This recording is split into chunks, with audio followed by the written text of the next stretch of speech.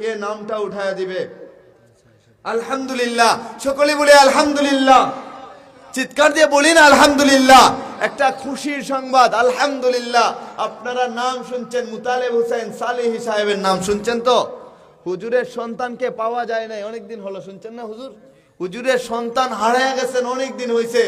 এমন কোন রাত ছিল না চোখের পানি ঝরায় নাই, পরে রেল স্টেশনে যায় দাঁড়ায় থাকতো, আলোচনা শেষ কইরা কলিজার দন্তারে পাওয়া যায় কিনা চোখের পানি ঝরাইতো।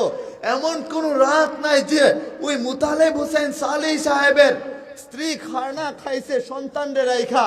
সন্তান হারানোর বেদনা যাদের সন্তান আছে কল্পনা কইরেন। আমি খুব খুশি হইলাম, প্রায় মাহফিলে হুজুরের সন্তানের জন্য আমি দোয়া করি, মন কইলা দোয়া করি। আলহামদুলিল্লাহ, সংবাদ দেখে আমার সফর সঙ্গী উনি এই সংবাদটা দিলেন, হুজুরের ছেলেরে পাওয়া গেছে। জুড়ে সুরে বলি না আলহামদুলিল্লাহ, আলহামদুলিল্লাহ। খুশির সংবাদ, আল্লাহ তাআলা কবুল করুক, মঞ্জুর করুক। আর আমাদের শায়েখ আল্লামা নজরুল ইসলাম কাসিমি সাহেব অসুস্থ আছেন কিছুটা, এখন উনি পরিপূর্ণ সুস্থ। ফেসবুকে তো অনেক গুজব শুনছেন না, মারা গেছে, অনেকে বলছে মারা গেছে, আস্তাগফিরুল্লাহ। আর ভুয়া সংবাদ একটা কিছু পাইলে যুবকরা কেন এত রক্ত গরম হয়ে যায়?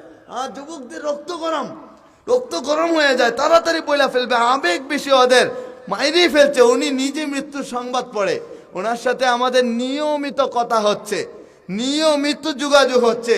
আমি যেদিন অসুস্থ ওদিন থেকে আলোচনা করতেছি, হুজুরে কিছু হয় নাই। আপনারা ভয় পায়েন না, দোয়া করতে থাকেন, দোয়া করতে থাকেন। তো